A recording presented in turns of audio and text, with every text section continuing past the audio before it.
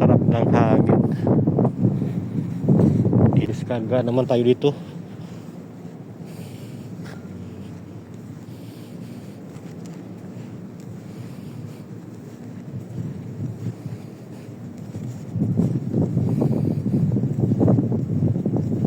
Sarap ng hangin, hindi mainit.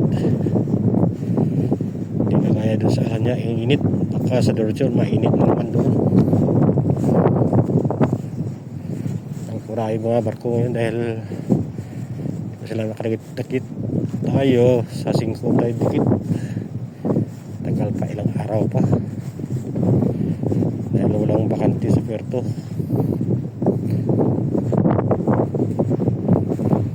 Sabi kaya doon.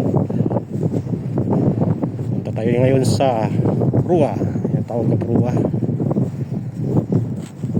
Rua ng barko. Ayun ang playa. Ito lang tayo ngayon sa port side.